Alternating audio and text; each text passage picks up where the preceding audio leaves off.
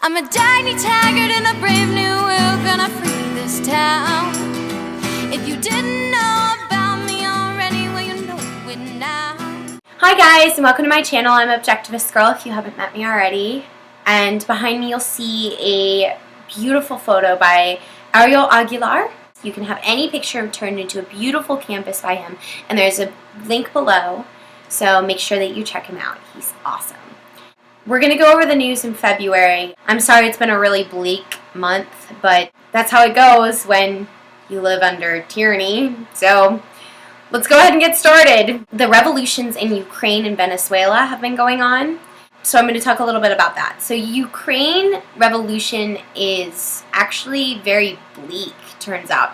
So they overthrew their government and then implemented a new government. So it was kind of one of those moments where you go, yay! Oh! So it was an epic fail on their part. They should have absolutely not gotten a huge government all over again. That was a huge mistake. From an objectivist standpoint, the smaller the government, the better. So they implemented this huge government with tons of powers and gave it tons of powers and expected it to be any different. It's not going to be any different. They need to keep that in mind if they overthrow this government too, which it looks like they might because there's been more riots. Also, Venezuela has started a revolution as well. There have been criminal violence and food scarcity in Venezuela. So the government has decided to blame this on capitalism. So first of all, a little economics 101, we're going to talk about what scarcity is. So scarcity is actually an issue with supply and demand. It means that demand is higher than supply. In a capitalist society, you don't have this issue because as soon as the demand is so high that it's worth a huge profit, businesses are going to come in and they're going to go ahead and they're going to start a business to meet that demand so that they can make a ton of money off of it.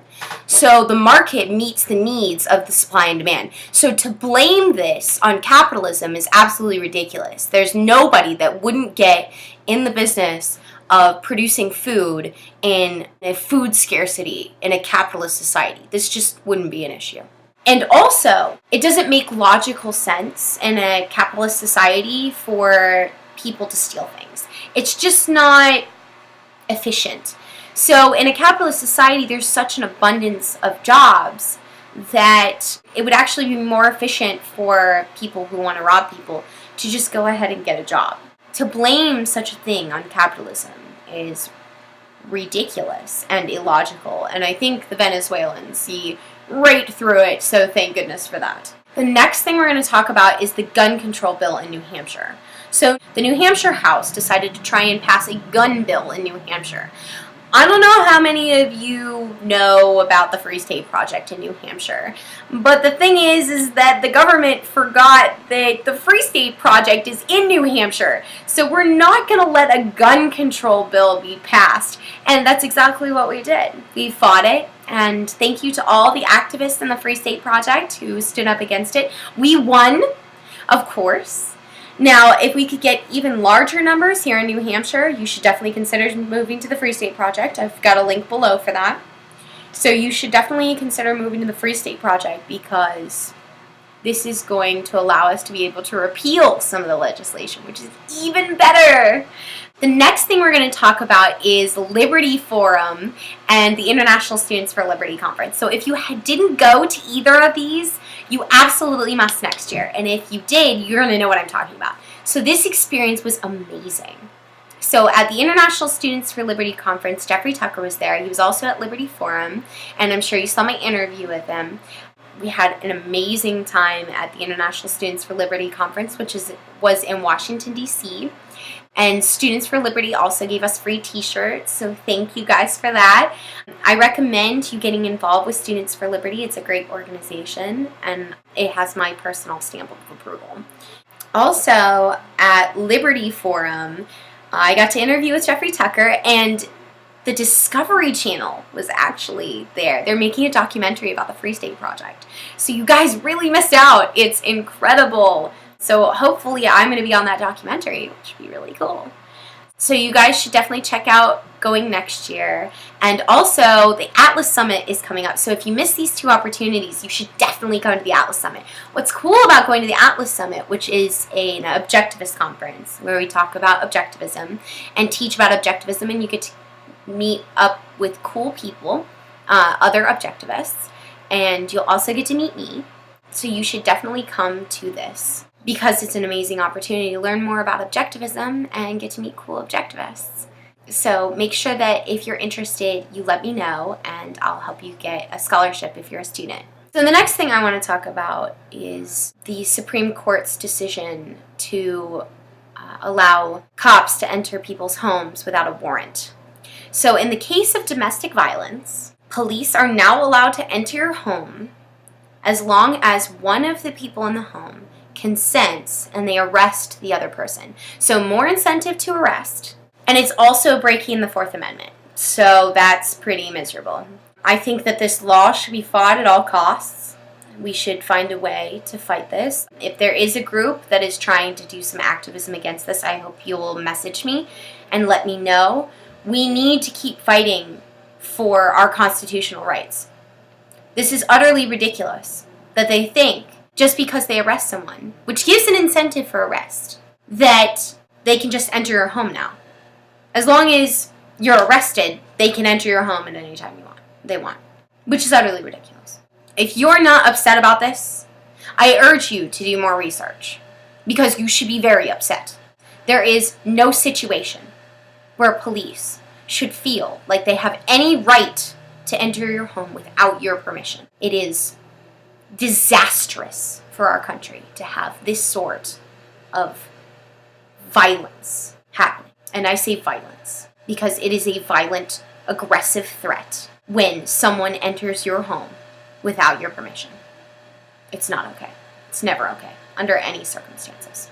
So the final thing that I'm going to talk about is Janet Yellen. Janet Yellen is the new chair of the Federal Reserve, in case you haven't heard. And oh boy, is it bad. So the article that I read from Time opens by calling her the first open Keynesian.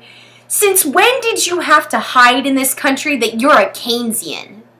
Nobody has to hide that. In case you're not familiar with what Keynesian theory is, it's basically spend more so that the economy sees a boost. It's fake. It's a facade.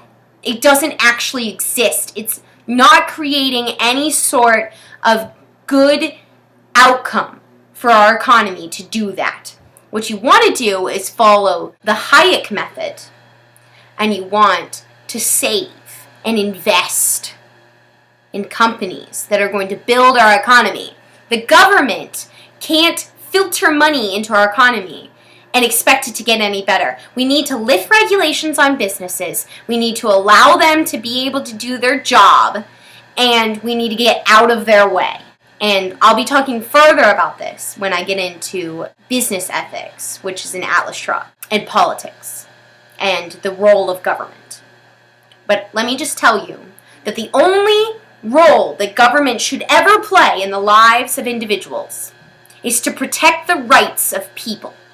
And that's it. That is their only job. So we need to stand up.